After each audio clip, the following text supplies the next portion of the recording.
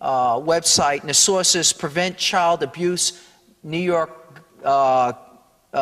government, and I'll have that on the website as well.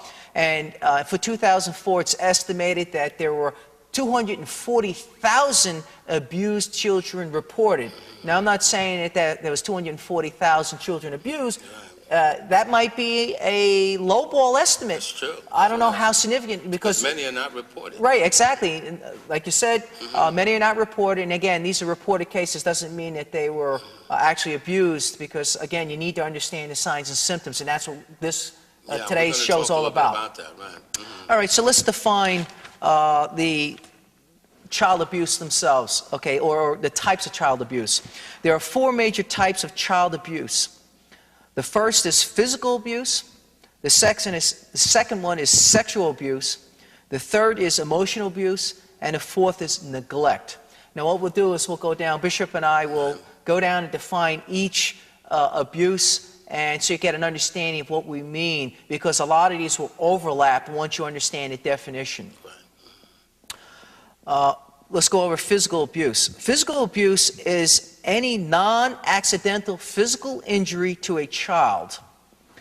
Even if the parent or caretaker who inflicts the injury might not have intended to hurt the child, the injury is not considered an accident if the caretaker's actions were intentional. That's important. It's not an accident if the injury was intentional. That is called physical abuse. This injury may be a result of any assault on a child's body, such as beating, whipping, punching, slapping, or hitting, pushing, shoving, shaking, and remember, shaken baby syndrome, kicking or throwing,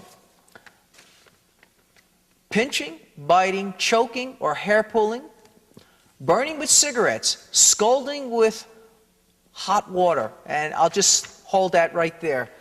During my residency, while I was doing my pediatric rotation in the ER, here at St. Barnabas, I saw a lot of scalding where a child was dipped in hot water, and you saw a shape of a ball, like an outline. When you see an outline of like a 2nd degree, it could be even a 3rd degree burn, that would be a form of child abuse. If it's just random, like a splash, but if it's well demarcated, meaning it's like a circle. Yes, or it's well defined. Right. And usually like the buttocks, the bottom, because it's being dipped. Right. Also, other signs and symptoms of physical abuse is where we have defensive wounds, where someone's blocking, they're protecting themselves in areas of the body which would never... arms and hands. Right, exactly. We're not talking like the knees falling. I'm talking about the extensor surfaces from being blocked. And those are warning signs that you need to pay attention. Also, like cigarette burns, when you're seeing burns, circle marks, 2nd and 3rd degree from cigarettes, a child's not going to have that. That's right. So this is, again, another symptom. Severe physical punishment that is inappropriate to the child's age. Again, if you're seeing like a child that's 4 years old and you're going to see scuff marks on the knee or on the palms from falling forward, that would be common. But if you're starting to see marks on that back of their legs, on their buttocks, on the extensor surface of the bodies, that's not natural. You don't fall, because of the natural instinct. We want to protect our face. We're going to put our hands out and extend to protect. But when you see in the flexor surface certain areas of the body which aren't natural for, which are more for blocking from like an attack, that's not natural, or, that's caused through some sort of abuse. And that should concern you if you are a parent. That should concern you right away. Right, it should. It's a red flag. And if you are a community member and you're starting to see these, just because, you don't have to be a professional. You could see someone in your neighborhood, a child in your neighborhood, if they exhibit these signs and symptoms, get involved. You can make that phone call. It could be anonymous to that number that I just gave you, that 1-800 number. Right. And it will ask you certain questions. If you're not sure, you can always call 911, call the police and have them come. Again, it'll be anonymous and they can look into the situation. The next one is, what is sexual abuse? Sexual abuse of a child is any sexual act between an adult and a child. This includes fondling, touching, kissing a child's genital. That's inappropriate. Making the child fondle the adult's genitals. Penetration, intercourse, incest, rape, oral sex, or sodomy. Exposing the child to adult sexuality in other forms such as showing sex organs to a child.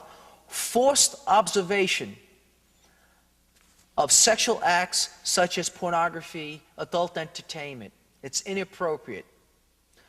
Telling dirty stories, group sex including the child. Other privacy violations, forcing a child to undress, spying on a child in the bathroom or bedroom. Again, inappropriate. The above acts are considered child abuse when they are committed by a relative or by a caretaker, such as a parent, babysitter, daycare provider, whether inside the home or apart from the home.